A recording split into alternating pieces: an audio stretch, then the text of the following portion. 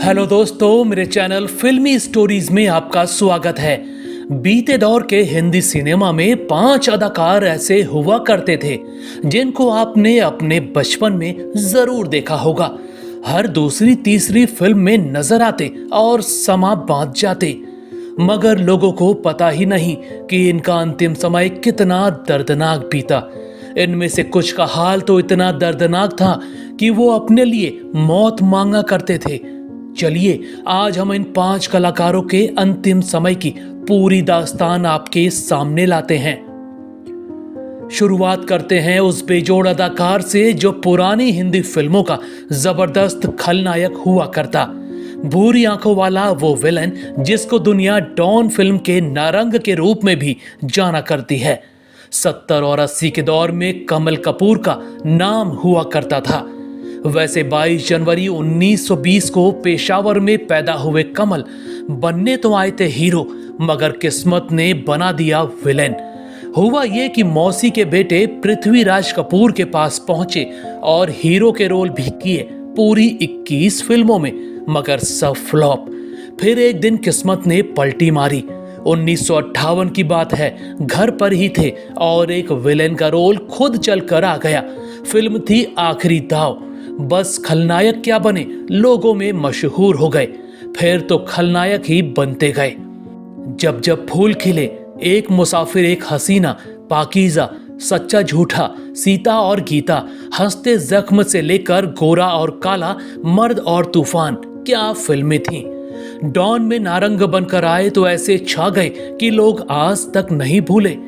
मगर दोस्तों, कौन जानता था कि कमल कपूर का अंत ऐसा होगा कि वो अपने लिए मौत मांगने लगेंगे। वैसे तो कमल 90 साल तक जिए, मगर क्या आपको पता है जीवन के न जाने कितने साल उन्होंने सिर्फ मौत के इंतजार में बिस्तर पर पड़े पड़े गुजारे। साल 1993 को आई उनकी फिल्म जख्मी रूह के बाद अभिनेता को कई बीमारियों ने घेर लिया। वो फिल्मों में काम करना चाहते थे, मगर सेहत इतनी खराब हो गई कि वो काम ही नहीं कर पाए। मौत का इंतजार सिर्फ वही करता है जो शरीर के दर्द और तकलीफ झेलते हुए थक गया हो। कमल कपूर की हालत भी ऐसी ही हो गई थी कि वो अपनी मौत का इंतजार करने लगे थे। वो इतनी परेशानी में थे कि कहा करते, मैं सालों से बिस्तर पर पड़े पड़े अपनी मौत का इंतजार कर रहा हूं। हर रोज बस मौत मांगा करते। आखिरकार 2 अगस्त 2010 के दिन कमल कपूर को अपने दर्दों से छुटकारा मिल गया।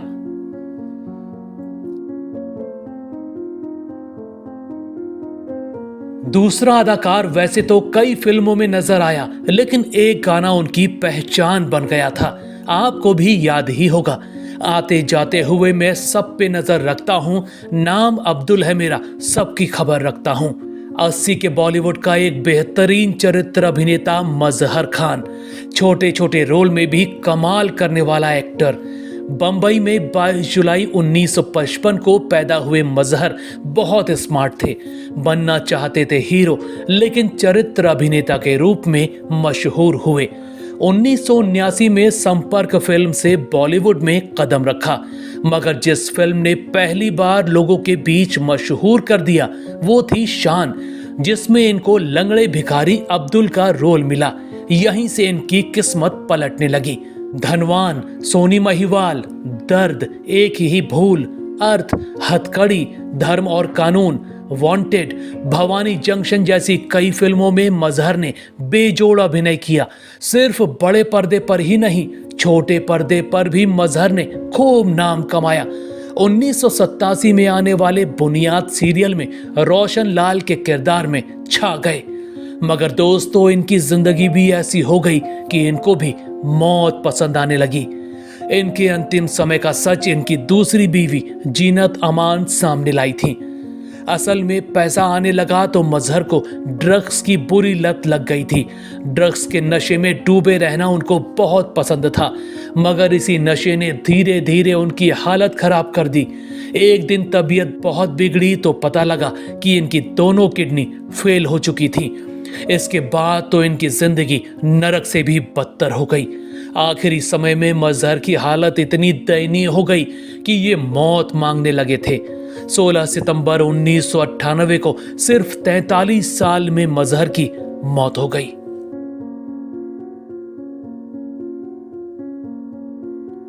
तीसरे अभिनेता जैसा आम आदमी का रोल तो शायद ही कोई कर पाता होगा। कभी पान वाले का रूप धर लिया तो कभी राशन वाले का, कभी लाला बन गए तो कभी ड्राइवर। नाम था यूनुस परवेज। कमाल के कलाकार। राजेश खन्ना की अवतार फिल्म में राम दुलारे पान वाले का किरदार भला कौन भूलेगा। यूपी के बड़े पुलिस अधिकारी के बेटे 3 सितंबर 1934 को गाजीपुर में जन्मे। अपने समय के सबसे पढ़े लिखे कलाकार। इलाहाबाद विश्वविद्यालय में परास्नातक करते फिराक गोरखपुरी और हरिवंश राय बच्चन पढ़ाते। बस अदाकारी का शौक था तो सब छोड़कर पहले दिल्ली और फिर बंबई चले गए। बल्ला साहनी का साथ मिला, छोटे मोटे रोल मिलने लगे। फिर एक दिन नसीब ने करवट ली जब 1968 में आई प्रकाश मेहरा की फिल्म हसीना मान जाएगी मिल गई। इसके बाद राजश्री प्रोडक्शन की फिल्म उपहार से तो यूनुस का करियर दौड़ने लगा।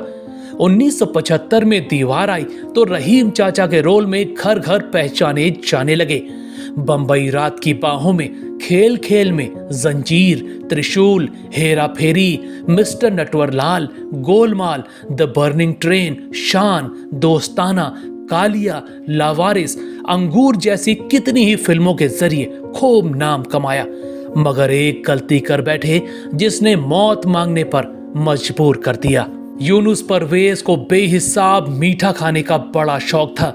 इसी वजह से गंभीर डायबिटीज की बीमारी ने घेर लिया। शुगर बढ़ता गया और शरीर को घुन की तरह खाता गया। आखिरी वर्षों में उनकी हालत बहुत खराब होने लगी। जैसे तैसे दवाइयों के सहारे जी रहे यूनुस की पत्नी और उनके बच्चे पिता की हालत देखकर काफी परेशान रहने लगे। साल 2007 तो यूनुस परवेज के लिए बहुत खराब रहा। उनका शुगर लेवल इतना हाई रहने लगा जो दवाइयों से भी कंट्रोल नहीं हो पा रहा था। 11 फरवरी 2007 का दिन था। उनको अस्पताल ले जाने का इंतजाम हो रहा था। इस बीच शुगर लेवल इतने खतरनाक स्तर पर पहुंच गया कि अभिनेता के अंगों ने काम करना ही बंद कर दिया और इनकी मौत हो गई। चौथे कलाकार एक्टर नहीं, पुरानी हिंदी सिनेमा का अध्याय थे। नाम था A.K. हंगल, जिनको देख उस दौर के लोग सीखा करते थे कि कैरेक्टर रोल आखिर कैसे किए जाते हैं। हिंदू बना दो तो हिंदू, मुस्लिम बना दो तो मुस्लिम, नौकर बना दो तो नौकर, मालिक का रोल दे दो तो मालिक। शोले में कहा इतना सन्नाटा क्यों है भाई, बस वो डायलॉग अमर हो गया। सियालकोट पंजाब में 1 फरवरी 1914 को अपने मामा के घर पैदा हुए अवतार किशन हंगल। पिता हरिकिशन हंगल अंग्रेजी हुकूमत में बड़े अधिकारी तो दादा बंगाल में पहले हिंदुस्तानी जज। मगर इनको भाई मायानगरी और बस छोड़ छाड़कर 1949 में बंबई चले आए। कम ही लोगों को पता होगा कि जवाहरलाल नेहरू रिश्ते में इनके मौसा थे। नेहरू की पत्नी कमला और हंगल की मां रिश्ते में दूर की बहनें थीं। खैर, बंबई पहुंचे तो पहले दर्जी बन गए। 50 की उम्र तक यही काम करते रहे। थिएटर देखने का शौक था तो वहां भी जाते। यहीं 1965 को टकरा गए डायरेक्टर बासु भट्टाचार्य और मिल गई पहली फिल्म तीसरी कसम। राज कपूर के बड़े भाई का रोल मिला और बस करियर चल पड़ा। अगले ही साल शागिर्द आई तो केदारनाथ बद्री नारायण का रोल करके मशहूर हो गए।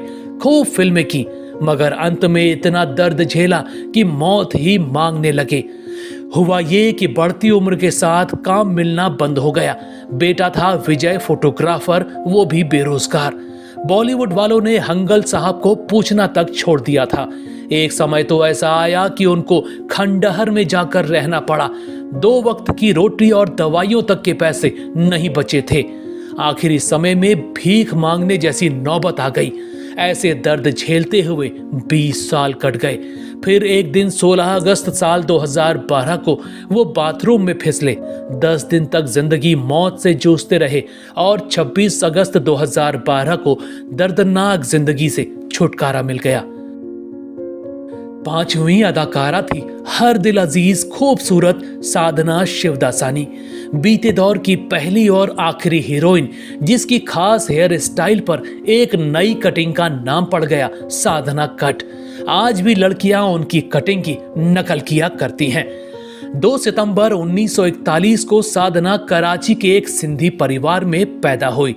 साधना का पूरा परिवार हिंदी सिनेमा का दीवाना था। 1947 के बाद पूरा परिवार बंबई शिफ्ट हो गया। यहाँ साधना ने थिएटर में दाखिला ले लिया। 16 साल की उम्र में शशिधर मुखर्जी ने एक फिल्म के प्रमोशन वाली मैगजीन पर फोटो देखी तो बुला लिया। वो अपने बेटे जॉय मुखर्जी को लेकर लव इन शिमला फिल्म बना रहे थे। उन्होंने साधना को बेटे के साथ हीरोइन बना दिया। 1960 में आई फिल्म ने लोगों पर जादू कर दिया। बस यहीं से साधना की किस्मत भी बुलंदी पर पहुंच गई। अगले ही साल 1961 में देवानंद के साथ आई हम दोनों फिल्म भी सुपरहिट साबित हुई। फिर तो असली नकली, एक मुसाफिर एक हसीना, मेरे महबूब, वो कौन थी, मेरा साया, आरजू और वक्त जैसी फिल्मों ने साधना को नंबर 1 हीरोइन बना डाला। मगर इतनी बड़ी हीरोइन के साथ क्या हुआ पता है? साधना को अचानक थायराइड की गंभीर बीमारी हो गई। वो इलाज करवाने अमेरिका गई। बहुत इलाज करवाया मगर बीमारी बढ़ती गई। थायराइड ने जवानी में ही उनका चेहरा बूढ़ों जैसा बनाना शुरू कर दिया। बस यहीं से उनका करियर ढलान पर आने लगा। साधना को लीड हीरोइन का रोल न देकर साइड रोल मिलने लगे तो उन्होंने गुस्से में फिल्मों से ही दूरी बना ली। Director R.K. नैयर से शादी की लेकिन जीवन भर संतान के लिए तरसती रहीं। 1995 में पति की मौत हो गई तो कुछ लोगों ने घर पर कब्जा करना शुरू कर दिया। थायराइड की बीमारी ने आंखें भी खराब कर दी थीं और बुरे वक्त में कोई साथ नहीं था। अचानक एक दिन कैंसर हो गया। कैंसर ने तो हालत ऐसी कर दी कि साधना मौत मांगने लग गई। दुखों की मार झेलती हुई साधना का 25 दिसंबर 2015 के दिन दर्दनाक अंत हो गया। दोस्तों, आपको इन 5 में से कौन सा कलाकार याद है? इनमें से किसी की कोई फिल्म या किरदार आपको याद है तो हमें कमेंट में जरूर बताइएगा। ऐसी ही और दिलचस्प जानकारियों के लिए आप मेरे चैनल फिल्मी स्टोरीज को सब्सक्राइब भी कर सकते हैं। बस बेल आइकन दबाना मत भूलिएगा।